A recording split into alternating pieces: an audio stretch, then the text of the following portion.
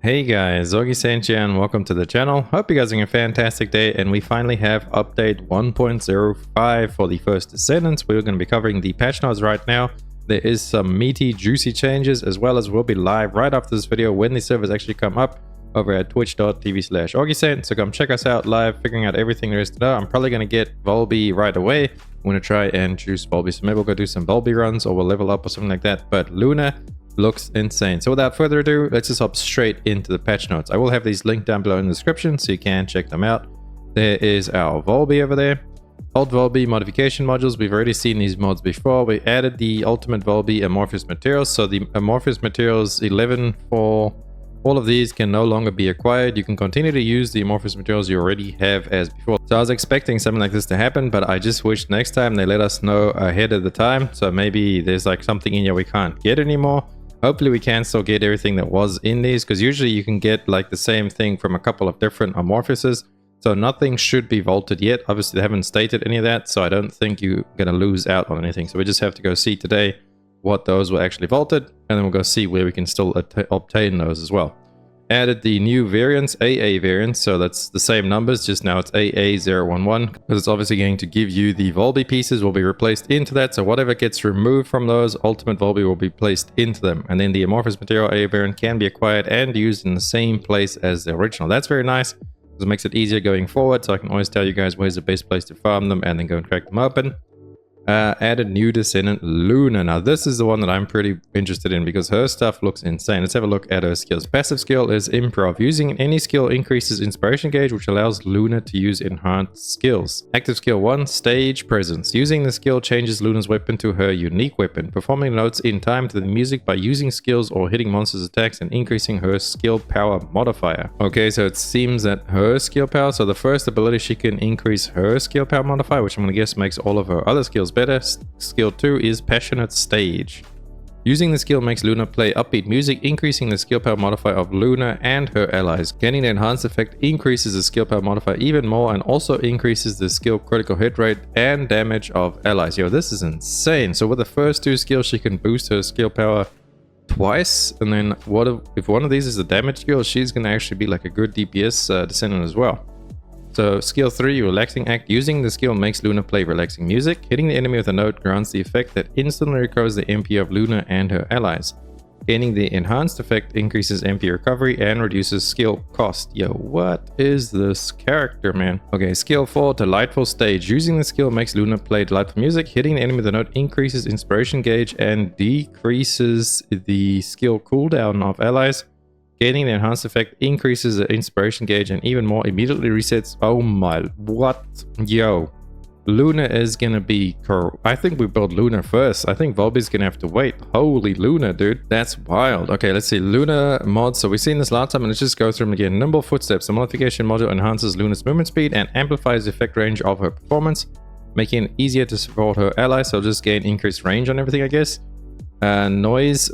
Transform all of Luna's skills to combat skills. Performing the notes in rhythm unleashes a powerful AoE attack. When the inspiration gauge is full, summons a moving stage where she dances. Oh, alright, we need to get through these so we can go play. Holy moly, Luna's insane.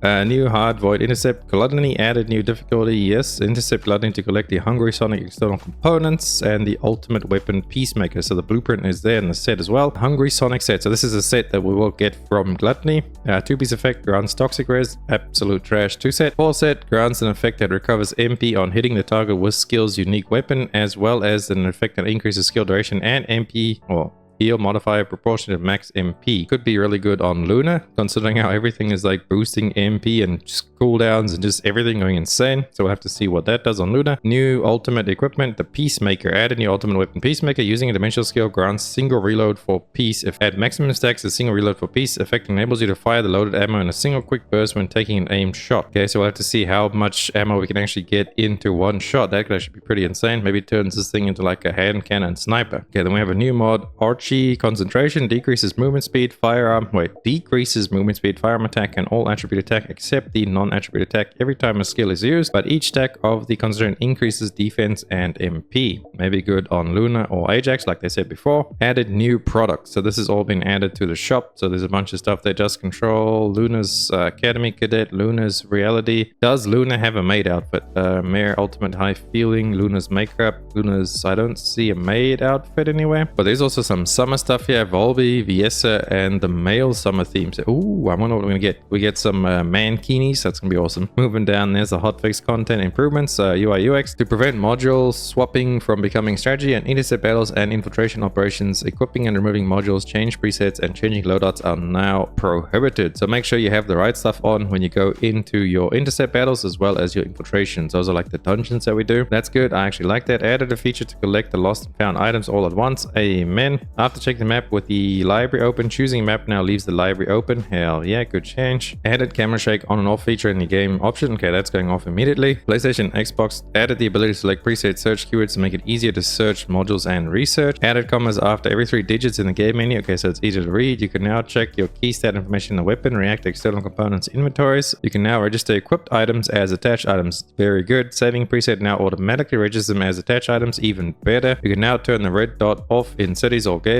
in your game options. Add an image to some items in the graphics options to show you what they do. Increase the speed of scrolling, the map gamepad. Change the colors of icons on hard difficulty battles world map to make it easier to distinguish them from normal difficulty battles. The map no longer displays the marker when a quest NPC is being tracked disappears. Modification modules for the same Descendant are now displayed together in a row in the library, and that's nice. When the first clear reward and repeat clear reward are the same, the acquisition from the library it no longer shows them both. When selecting all duplicate mods and dismantle module, you can now use a filter to register only the selected mods for dismantling. Okay, that's awesome right there. Man, they're making quick little changes, like quality of life changes so fast. I love these guys. Simplified the module combination animation. Man, you know how long it took Lost Ark to disable the animations on elixirs, and these guys do it on the first like big update. Man, next on for the win, boys. Next on for the win. Starting a research in the material tab of research menu now returns you to the materials lab. Added the leave party button to the social menu to make the function easier to find. Okay, there you go, Crim. Now you can actually leave the party. I don't have to kick you anymore. Added a search function to the consumables menu. Awesome. Even when acquiring skins for Descendants not currently in use, the red dot still appears. I have no idea what that means, but yes.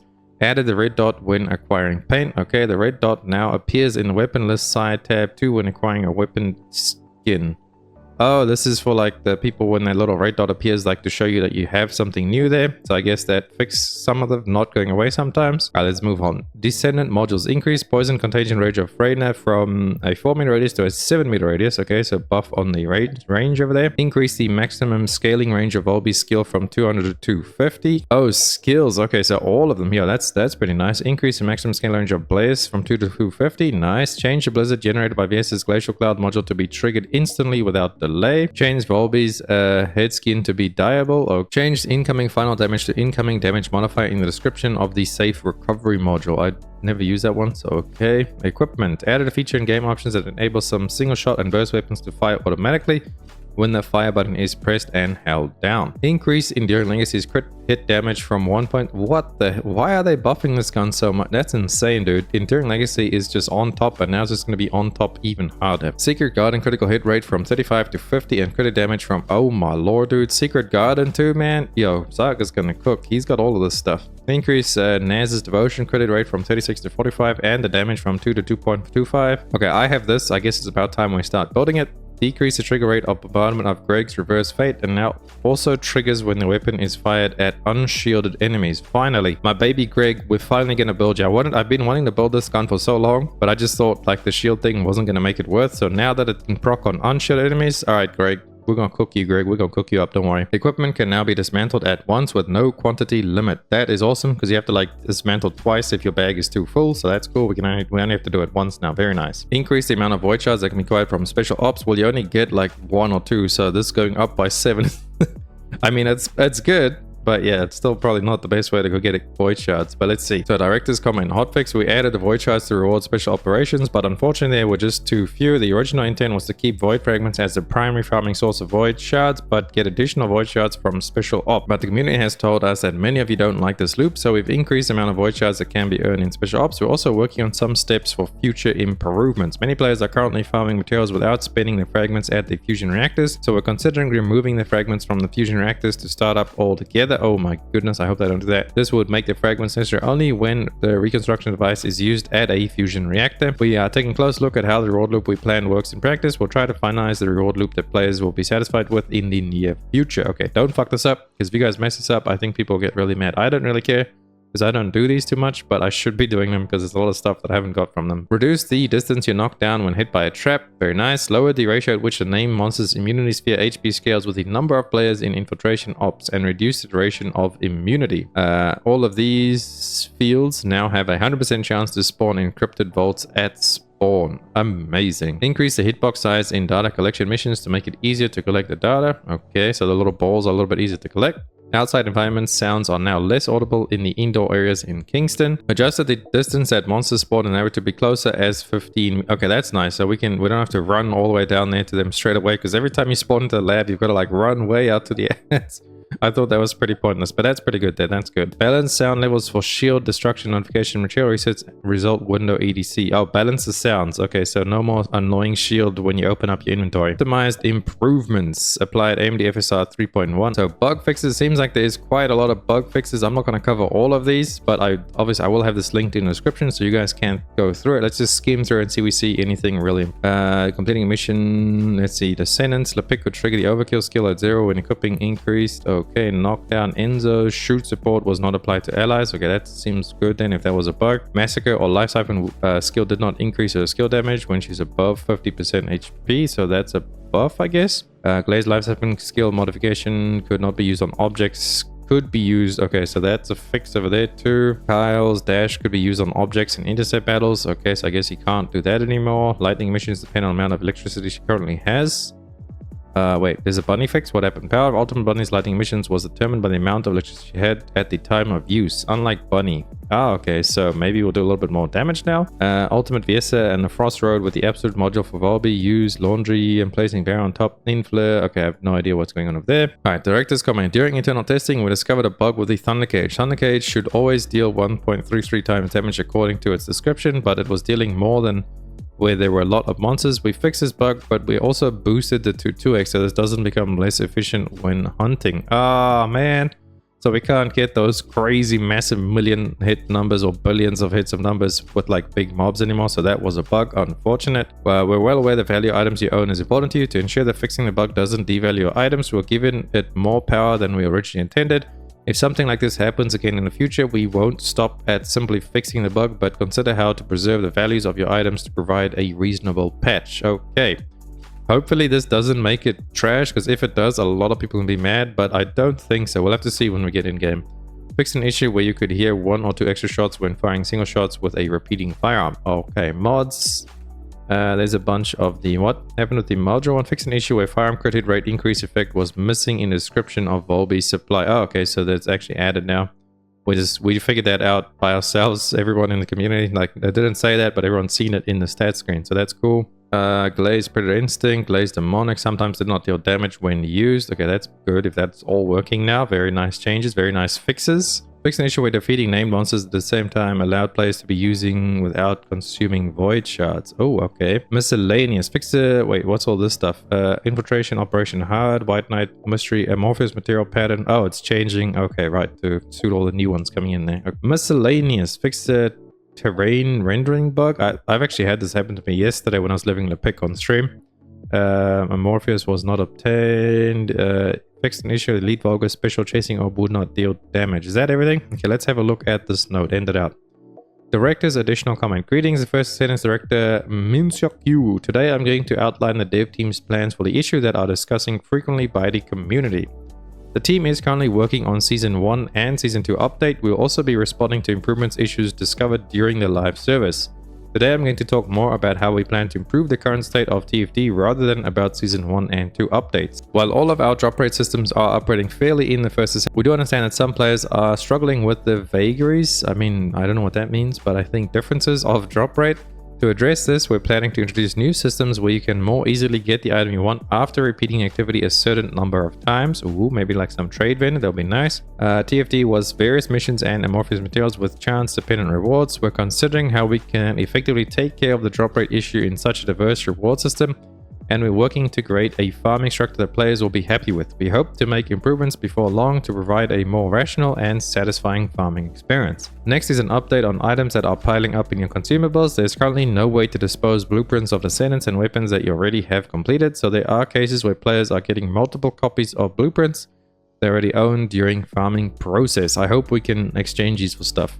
We've been listening to the community who have told us that there needs to be a way to dispose of these unwanted items. While we could consider simply covering them into some gold or kuiper, we want to reward you with some more value for the time you put into the game. Okay, I like where this is going. To resolve this, the dev team is planning a system to dismantle leftover items to get byproducts and a rotating shop system where you can exchange the byproducts for something of value. This will allow the items you obtain to have greater value. Oh my, it's borrow, dude. If anyone's played Warframe, it's literally sounding like we're gonna get a borrow. So you can dismantle stuff and then you get ducats, and then at the shop you actually go and you can buy stuff that, you know, like rotates every week. Okay, so that's pretty cool. I like the sound of this. Very good, very good. We hope for more builds to exist in TFT, and we want an environment where players are free to experiment with different builds. However, we found that it's difficult to take advantage of loadouts after assigning socket types, which goes against our goal of experimenting with different builds freely. What's happening here? As a result, the dev team is planning to provide an environment where completely different builds can be created by assigning each loadout with a different socket type. We hope this will help you experiment with different builds without feeling overwhelmed. Ooh, okay. Very nice. Finally, some news about balancing. We're seeing a dominance of the skill damage focused builds of some Descendants. Descendants and weapons that are well suited for these builds are quite popular now. We want the meta builds to change from season to season. We want the Descendants and weapons that are effective in new content to be different from those in previous seasons. Also, we're looking to increase the proportion of firearm based combat in the game. We can't promise that all Descendants and weapons will be equally balanced at all times, but our goal is to keep changing the effective builds. To that end, we promise to make constant adjustments and offer different ways to play. We aim to implement these improvements I talked about today during Season 1 and 2. Your feedback means a lot to the dev team. We'll do our best to provide better experience as we build the game together, and we'll continue to listen to you and strive to make the first Descendants even better. Big W, I like this patch, I like this over there, I like the build diversity thing over there.